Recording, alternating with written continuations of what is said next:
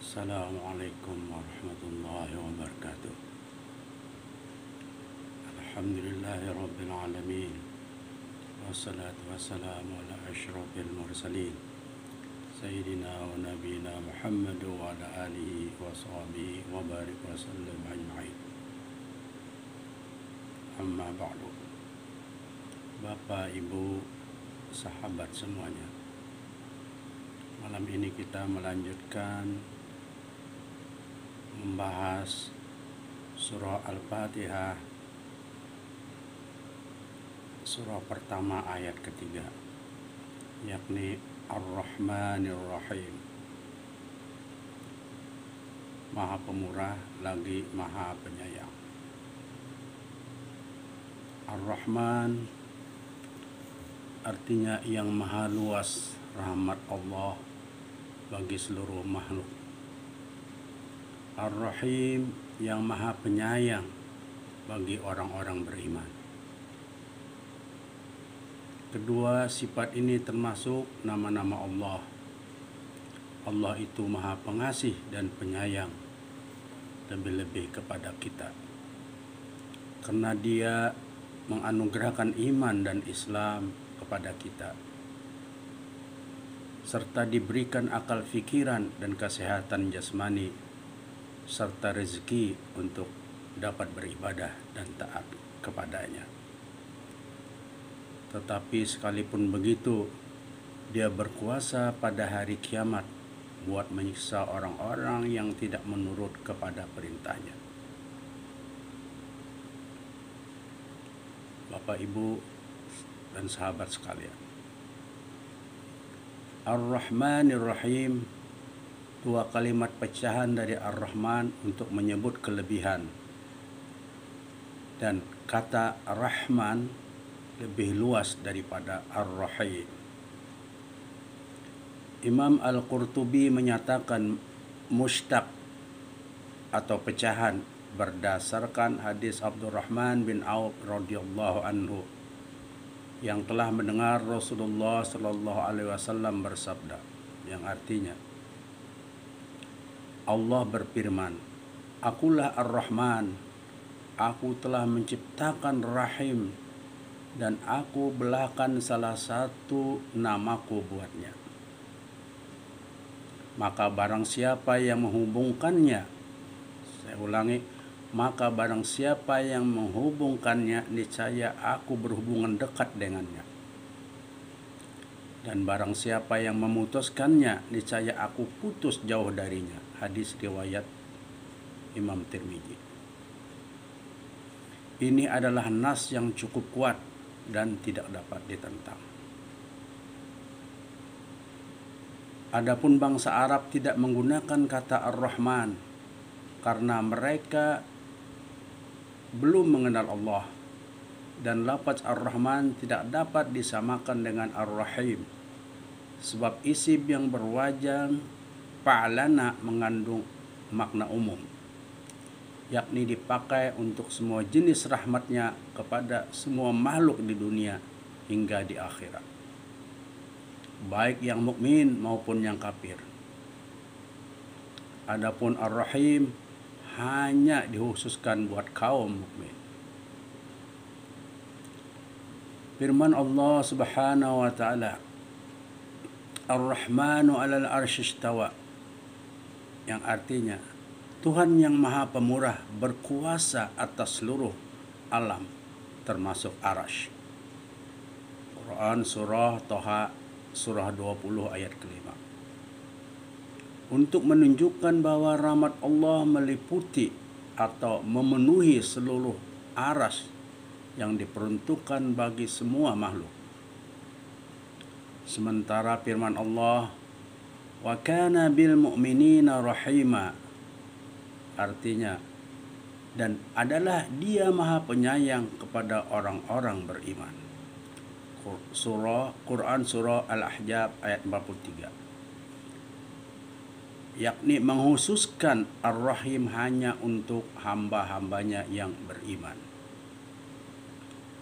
Bapak, Ibu, sahabat sekalian, nama Ar-Rahman ini juga khusus bagi Allah, tidak bisa dipakai oleh selainnya.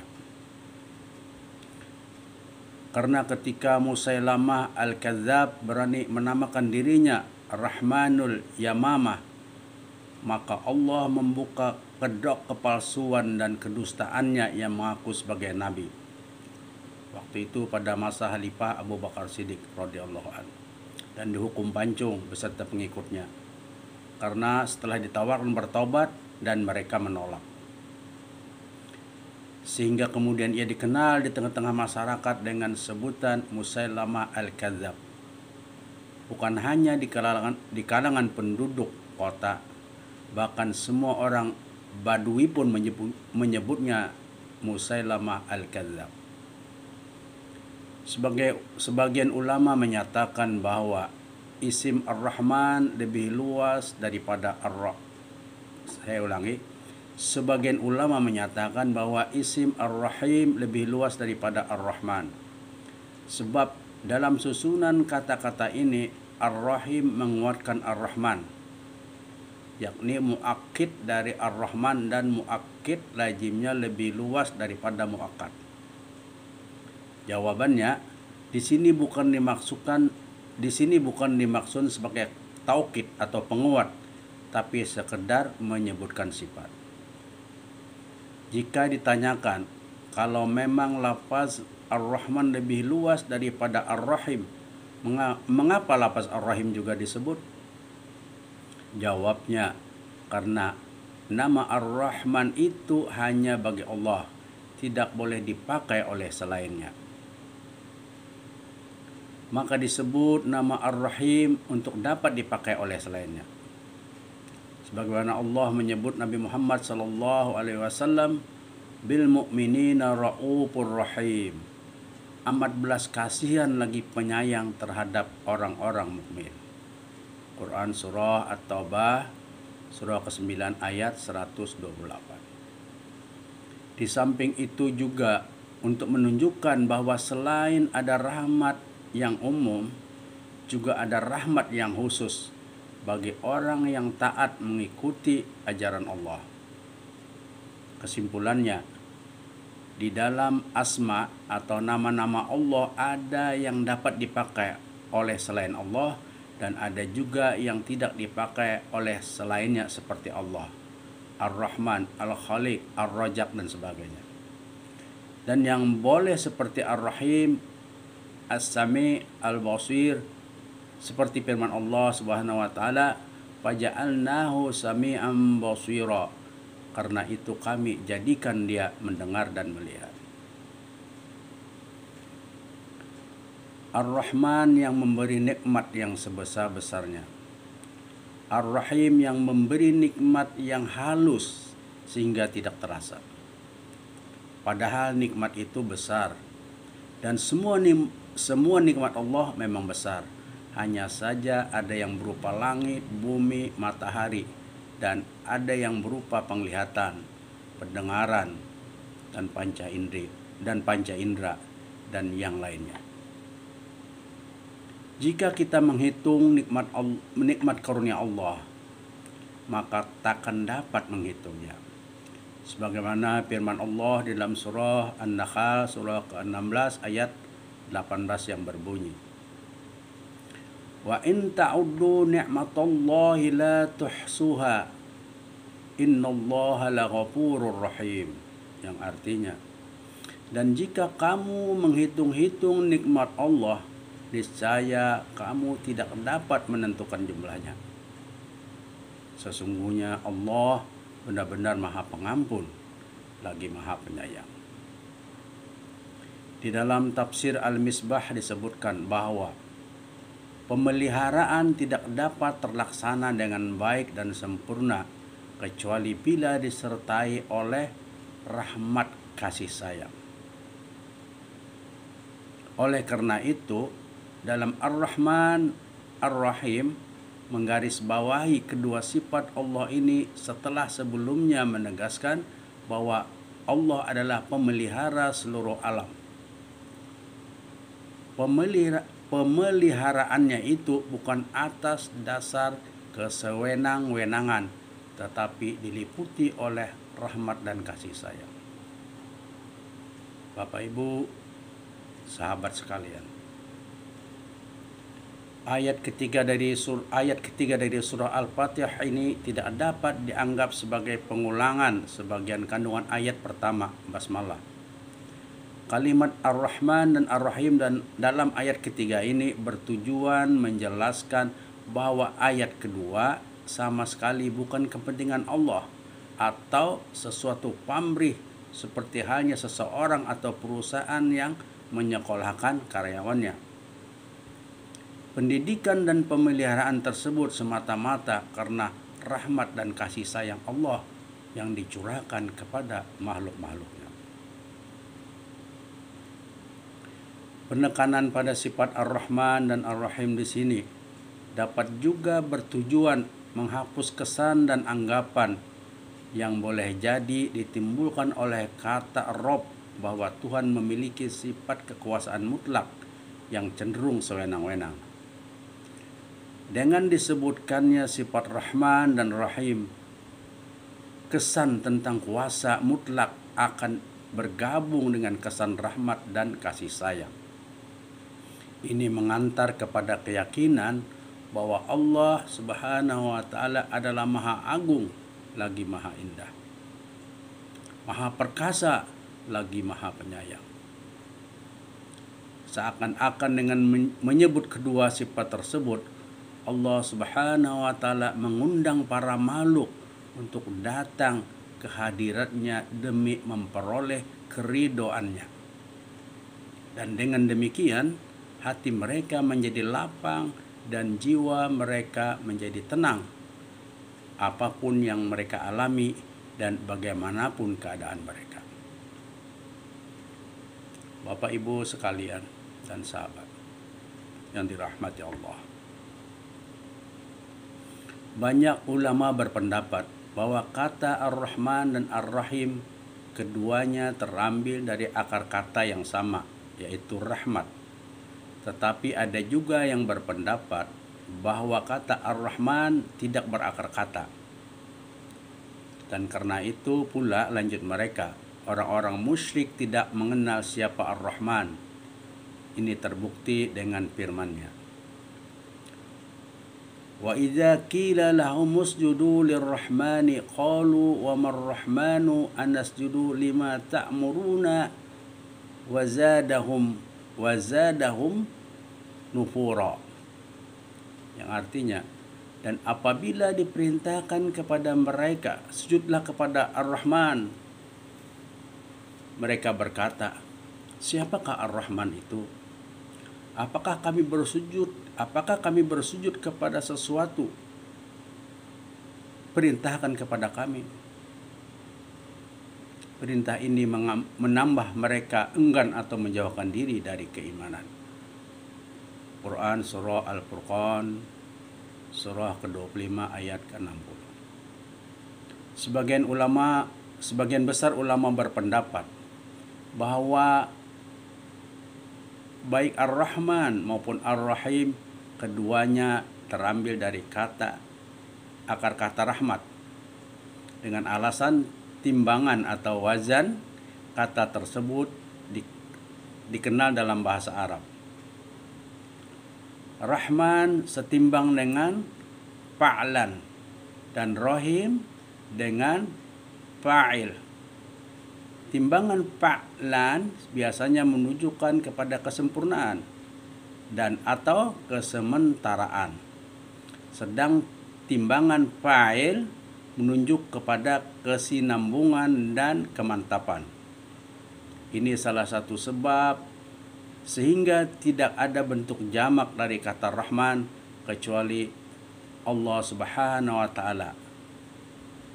Berbeda dengan kata Ar-Rahim yang dapat dijamak dengan Ruhama, sebagaimana ia dapat menjadi sifat Allah dan juga sifat makhluk. Dalam Al-Quran kata Rahim digunakan untuk menunjuk sifat Rasul Sallallahu Alaihi Wasallam menaruh belas kasih yang amat dalam terhadap umatnya. sebagaimana bunyi firman Allah Subhanahu wa taala, laqad ja'akum rasulun min anfusikum azizun 'alaihi ma anittum harisun 'alaikum bil mu'minina raufur rahim, yang artinya, sungguh telah datang kepadamu seorang rasul dari kaummu sendiri, berat terasa olehnya penderitaanmu, sangat menginginkan keimanan dan keselamatan bagimu, amat belas kasihan lagi penyayang terhadap orang-orang mukmin. Quran surah At-Taubah surah ke-9 ayat 128. Bapak Ibu, teman-teman sekalian, Allah Subhanahu wa taala dinamai juga dengan Arhamur Rahimin, yakni yang paling pengasih di antara seluruh yang rahim atau pengasih. Bahkan oleh Al-Quran, Allah disifati pula sebagai Khairur Rahimin, sebaik-baik pengasih. Lihat Quran surah Al-Mu'minun ayat surah ke-23 ayat 118. Bapak Ibu, teman dan teman-teman sekalian, kalimat Ar-Rahman seperti dimukakan di atas tidak dapat disandang kecuali Allah Subhanahu wa taala. Karena itu pula ditemukan dalam ayat Al-Qur'an yang mengajak manusia menyembahnya. Digunakan Ar-Rahman sebagai kata ganti Allah atau menyebut kedua kata tersebut sejajar dan bersamaan. Perhatikanlah firman-firmannya berikut. Qul id'ullaha aw id'ur rahman ayyaman tad'u falahul asmaul husna wala tajhar bis salatika wala tukhafid biha wabtaghi baina dzalika sabila, yang artinya, katakanlah, serulah Allah dan serulah Ar-Rahman dengan nama yang mana saja kamu seru. Dia mempunyai asmaul husna, yakni nama-nama yang terbaik. Al-Quran surah Al-Isra surah ke-17 ayat 110.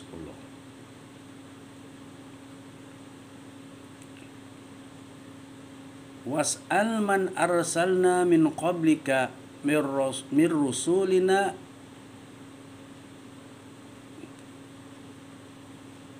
aj'alna min dunir rahmani alihatay yu'badun.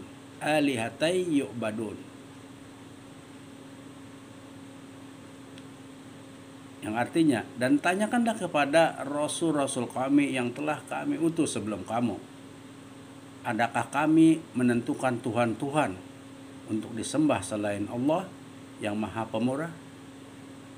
Quran surah Az-Zukhruf surah 43 ayat 45. Bapak Ibu, sahabat sekalian,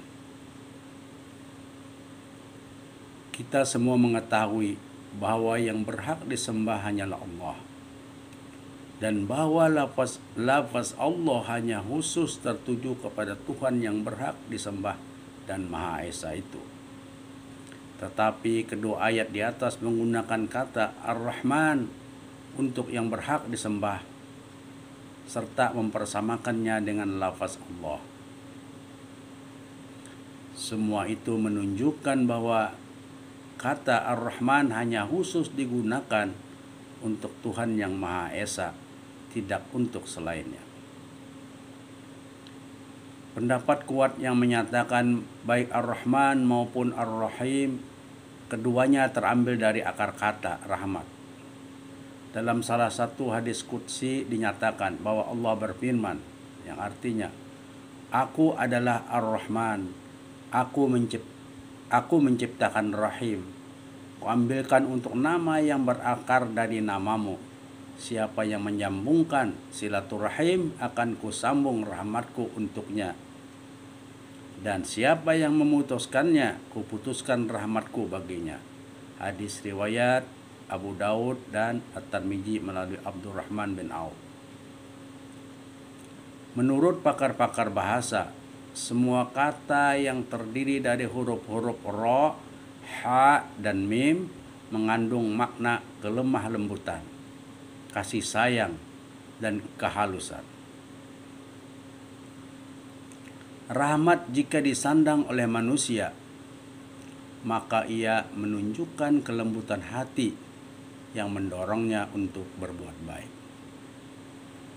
Rahmat lahir dan tampak di permukaan bila ada sesuatu yang dirahmati.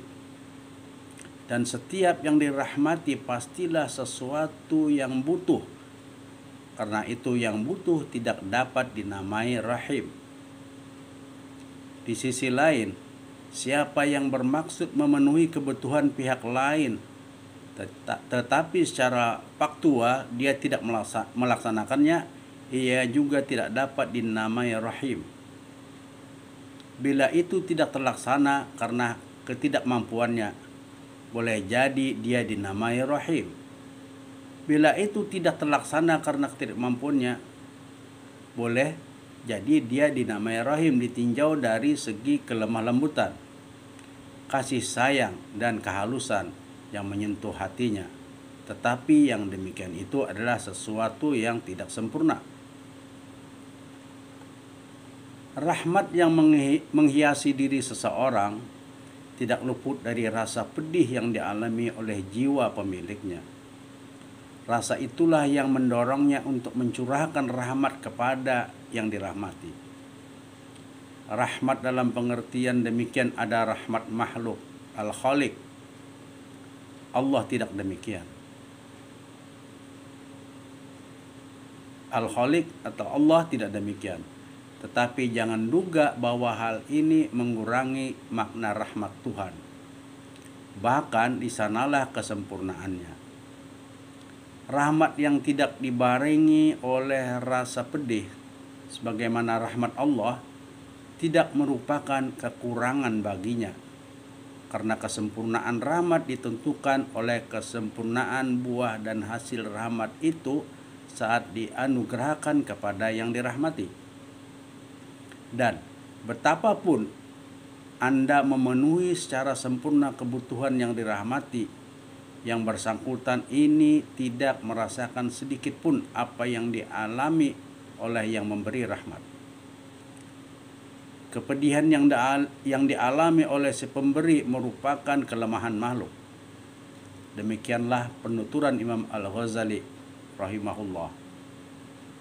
Adapun yang menunjukkan kesempurnaan rahmat ilahi, walaupun yang Maha Pengasih itu tidak merasakan kepedihan, menurut Imam Al-Ghazali rahimahullah adalah karena makhluk yang mencurahkan rahmat saat itu merasakan kepedihan itu. Hampir-hampir saja dapat dikatakan bahwa ia saat mencurahkannya berupaya untuk menghilangkan rasa pedih dari dirinya.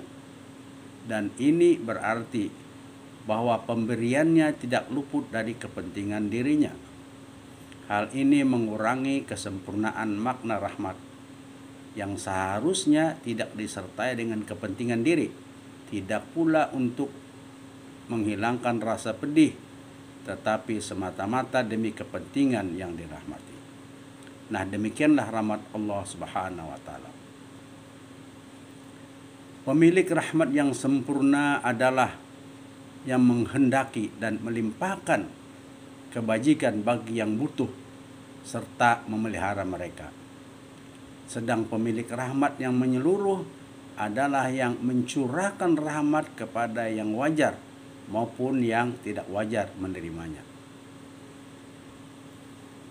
Bapak Ibu sekalian dan sahabat semuanya, rahmat Allah bersifat menyeluruh karena Dia menghendaki tercurahnya rahmat. Seketika itu juga rahmat tercurah, rahmatnya pun bersifat menyeluruh karena rahmat itu mencakup yang berhak maupun yang tidak berhak, serta mencakup pula aneka macam rahmat yang tidak dapat dihitung atau dinilai. Kata rahmat dapat dipahami sebagai sifat zat, dan ketika itu Rahman dan Rahim merupakan sifat zat Allah Subhanahu wa taala, atau dapat juga dipahami dalam arti sesuatu yang dicurahkan, sehingga bila demikian rahmat menjadi sifat perbuatannya. Ketika kita berdoa seperti diajarkan Al-Quran surah Al-Imran, wahab lana min ladunka rahmatan, anugerahkanlah bagi kami dari sisimu rahmat. Kata rahmat di sini merupakan sesuatu yang dicurahkan Allah, bukan merupakan sifat zatnya, karena sifat zat tidak dapat dianugerahkan. Apakah sama makna Rahman dan Rahim? Ada yang mempersamakannya, namun pandangan ini tidak banyak didukung oleh ulama. Dua kata yang seakar, bila berbeda wazan atau timbangan, pasti mempunyai perbedaan makna. Dan bila salah satunya memiliki huruf berlebih, maka biasanya kelebihan huruf menunjukkan kelebihan makna, atau ziyadah al-mabna yadullu ala ziyadata al-makna. Demikian bunyi kaidah yang mendukung pandangan di atas. Jika demikian, apa perbedaan antara Rahman dan Rahim? Banyak ragam jawaban terhadap pertanyaan ini. Ar-Rahman dan Ar-Rahim seperti yang telah dikemukakan sebelumnya berakar dari kata rahim, yang juga telah masuk dalam perbendaharaan bahasa Indonesia. Rahmat Allah tidak terhingga, bahkan dinyatakan bahwa wa rahmati wasi'at kulla syai'in fasa'aktubuha lilladzina yattaquna wa yu'tuna zakata walladzina hum biayatina yu'minun. Yang artinya, dan rahmatku, kata Allah, meliputi segala sesuatu, maka akan aku tetapkan rahmatku untuk orang-orang yang bertakwa, yang menunaikan zakat, dan orang-orang yang beriman kepada ayat-ayat kami. Quran surah Al-A'raf surah ke-7 ayat 156. Dan dalam sebuah hadis qudsi Allah berfirman, yang artinya, sesungguhnya rahmatku mengatasi atau mengalahkan amarahku. Hadis riwayat Imam Bukhari dan Muslim dari Abu Hurairah. Apabila disebutkan kata rahim, yang terlintas di dalam benak adalah ibu yang memiliki anak. Pikiran ketika itu akan melayang kepada kasih sayang yang dicurahkan sang ibu kepada anaknya. Tetapi jangan duga bahwa sifat rahmat Tuhan sepadan dengan sifat rahmat ibu. Betapapun besarnya kasih sayang ibu, bukankah kita wajib meyakini bahwa Allah adalah wujud yang tidak memiliki persamaan dalam zat, sifat, dan perbuatannya dengan apapun dalam kenyataan hidup atau dalam hayalan. Rasulullah Shallallahu Alaihi Wasallam mengilustrasikan rahmat Allah sebagaimana dituturkan oleh Abu Hurairah radhiyallahu anhu sebagai berikut ini. Aku mendengar Rasulullah Shallallahu Alaihi Wasallam bersabda, Allah Subhanahu wa taala menjadikan rahmat itu 100 bagian, disimpan di sisinya 99, dan diturunkannya ke bumi ini 1 bagian.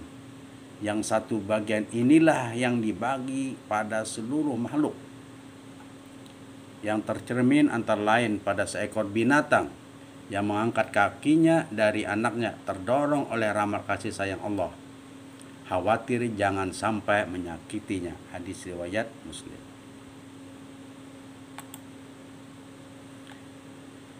Ketika seseorang membaca Ar-Rahman dan Ar-Rahim, diharapkan jiwanya akan dipenuhi oleh rahmat dan kasih sayang. Dan saat itu rahmat dan kasih sayang akan memancar keluar dalam bentuk perbuatan-perbuatan. Bukankah perbuatan merupakan dari gejolak jiwa? Bukankah jika seseorang yang dirundung kesedihan atau kesakitan, keindahan akan dianggapnya keburukan? Tidakkah kalau ia sedang di mabuk asmara, segalanya terlihat indah? Bukankah setiap wadah menumpahkan isinya? Sebuah gelas berisi sirup, jangan duga yang tumpah selain sirup. Hujjatul Islam Imam Al-Ghazali rahimahullah dalam bukunya Al-Maqsad Al-A'la setelah menjelaskan bahwa kata Rahman merupakan kata khusus yang menunjuk kepada Allah dan kata Rahim bisa disandang oleh Allah dan selainnya. Berdasar perbedaan itu, beliau berpendapat bahwa rahmat yang dikandung oleh kata Ar-Rahman seyogianya merupakan rahmat khusus dan yang tidak dapat diberikan oleh makhluk, yakni yang berkaitan dengan kebahagiaan ukhrawi. Sehingga Ar-Rahman adalah Tuhan yang Maha Kasih terhadap hamba-hambanya. Pertama dengan penciptaan, kedua dengan petunjuk hidayah, meraih iman dan sebab-sebab kebahagiaan. Selanjutnya yang ketiga dalam kebahagiaan ukhrawi yang dinikmati kelak, serta keempat adalah kenikmatan memandang wajahnya nanti di hari kemudian. Menurut Imam Al-Ghazali rahimahullah, buah yang dihasilkan oleh Rahman pada aktivitas seseorang adalah bahwa ia akan mencurahkan rahmat dan kasih sayang kepada hamba-hamba Allah yang lengah. Dan ini mengantar yang bersangkutan untuk mengalihkan mereka dari jalan kelengahan menuju Allah dengan memberinya nasihat secara lemah lembut, tidak dengan kekerasan. Memandang orang-orang berdosa dengan pandangan kasih sayang, bukan dengan gangguan.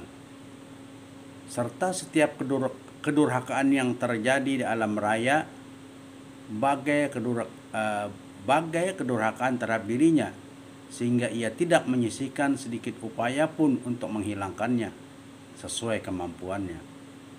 Sebagai pengejauhan tahan dari rahmatnya terhadap si pendurhaka, jangan sampai ia mendapatkan murkanya dan kejauhan dari sisinya. Sedang buat Ar-Rahim menurut Imam Al-Ghazali rahimahullah adalah tidak membiarkan seorang yang butuh kecuali berupaya memenuhi kebutuhannya. Tidak juga membiarkan seorang fakir di sekelilingnya atau di negerinya kecuali dia berusaha untuk membantu dan menampik kefakirannya dengan harta, kedudukan, atau berusaha melalui orang ketiga sehingga terpenuhi kebutuhannya. Kalau semua itu tidak berhasil ia lakukan, maka hendaklah ia membantunya dengan doa serta menampakkan rasa kesedihan dan kepedihan atas penderitaannya. Itu semua sebagai tanda kasih dan sayang, dan dengan demikian ia bagaikan serupa dengannya dalam kesulitan dan kebutuhan.